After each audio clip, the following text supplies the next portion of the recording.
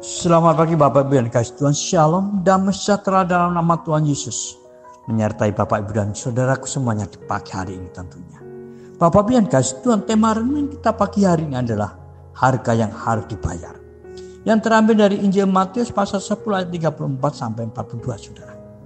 Bapak Ibu yang dikasihi Tuhan, kebanyakan orang menjadi Kristen karena tergiur oleh berkat-berkat. Ingin keluarganya harmonis, rezekinya lancar, karirnya moncer, usahanya lancar, dan lain sebagainya. Pokoknya nggak ono susah-susah lah. Tidak tahu bahwa menjadi Kristen, menjadi pengikut Kristus, orang harus siap untuk membayar harga. Apa sih harga yang harus dibayar oleh setiap pengikut Kristus? Yang pertama saudara, siap menghadapi pertentangan-pertentangan yang ada. Ayat 34 sampai 36. Jika kamu menyangka bahwa aku datang untuk membawa damai di atas bumi. Aku datang bukan membawa damai, melainkan pedang. Pernyataan Tuhan ini tentulah kontras, tentulah bertentangan dengan gelar yang melekat pada dirinya saudara. Raja Damai, Raja Salom. Sebutan bagi Yesus, Sang Raja Damai, Sang Salom, memang benar adanya saudara. Dia memang adalah Sang Damai. Karena setiap orang yang menerimanya, setiap orang yang percaya kepadanya didamaikan dengan Sang Bapa, Sang Khalik. Hubungan yang tadinya telah rusak oleh karena dosa telah dipulihkan seperti saat penciptaan manusia pertama. Setiap orang yang menerima dan percaya kepada Yesus Kristus hidup dalam persekutuan dengan Allah dan terpisah dengan dosa. Terpisah dari orang-orang yang masih hidup dalam kuasa dosa.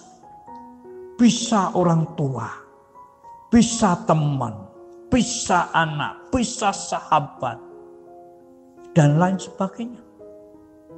Oleh karena itu Bapak Ibu dan kasih Tuhan, orang-orang Kristen, orang-orang yang mengikut Yesus harus siap untuk dibenci, harus siap untuk dicaci maki, harus siap untuk dimusuhi, bahkan dikeluarkan dari anggota keluarga. Yang artinya hilang pula hak warisnya. Nah Bapak Ibu kasih Tuhan, inilah harga yang harus dibayar oleh setiap pengikut Kristus. Siapkah kita membayar harga tersebut? Yang pertama. Yang kedua saudaraku yang dikasihi Tuhan, siap mengasihi Yesus Kristus lebih dari segalanya. Ayat 37 sampai 39. Barang siapa mengasihi bapaknya atau ibunya lebih dari aku, ia tidak layak bagiku. Barang siapa mengasihi anaknya laki-laki atau perempuan lebih daripadaku, ia tidak layak bagiku. Nah Bapak Ibu yang kasih Tuhan, apakah Tuhan Yesus sedang mengajarkan menjadi anak-anak durhaka sehingga tidak boleh mengasihi orang tuanya sedemikian rupa? Atau mengajarkan menjadi orang tua yang kejam, orang tua yang menyia-nyiakan anaknya sehingga tidak boleh mengasihi begitu rupa pada anaknya? Tentunya tidak saudara. Tentunya hal itu salah besar. Tuhan Yesus menuntut kasih yang utama dari setiap pengikutnya, dari setiap kita semua. Kasih kepada Kristus justru menjadi berkat bagi setiap orang. Bagi istri, bagi suami, bagi orang tua, bagi anak-anak, bagi teman-teman, bagi sahabat, bagi tetangga kiri kanan, bagi semua orang. Karena kasih kepada Kristus, kasih yang tulus, kasih yang mengalir dari hati yang penuh sukacita ini, yang akan menjadi dasar kasih kepada mereka semua. ketika seseorang sungguh-sungguh mengasihi Yesus, menjadikan Yesus yang utama di dalam hidupnya, dijamin suaminya, istrinya, anak-anaknya, orang tuanya, dan semua orang tidak akan kekurangan keberuntungan. Karena kasih kepada dunia telah ia tinggalkan. Dan sekarang telah mengenakan kasih dari Allah Sang Damai, Yesus Kristus. Itu yang kedua, saudara. Dan yang ketiga, saudaraku yang dikasihi Tuhan, siap untuk diterima dan siap pula untuk ditolak. Ayat 40-42, saudara. Setiap pengikut Tuhan Yesus Kristus harus siap memberitakan kabar baik, Injil keselamatan, Injil Yesus Kristus kepada semua orang, saudara. Pergilah, jadikanlah semua bangsa muridku. Setiap orang yang mewartakan selalu ada dua kemungkinan, yaitu diterima atau ditolak, saudara.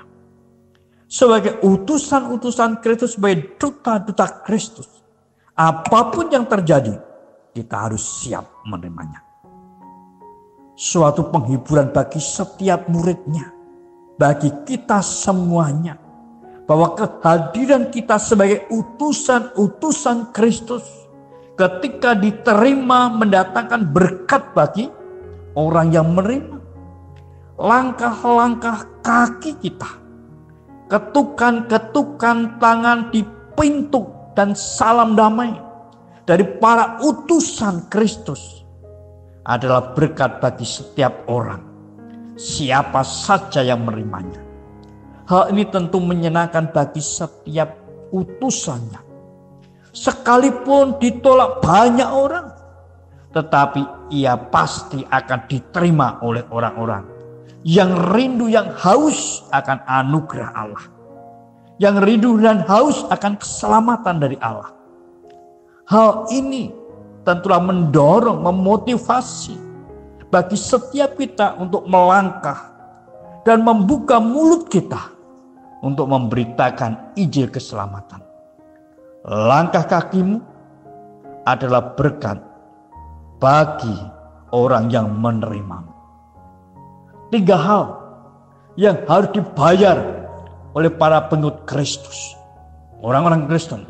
Yang pertama, siap menghadapi pertentangan-pertentangan yang ada. Yang kedua, siap untuk mengasihi Yesus Kristus lebih dari semuanya. Dan yang ketiga, siap untuk diterima dan siap untuk ditolak. Tuhan Yesus memberkati. Selamat pagi, selamat beraktivitas. Terus jaga kesehatan, jaga jarak, cuci tangan pakai sabun. Bersukacita senantiasa dan bersyukurlah selalu. Tuhan memberkati. Amin.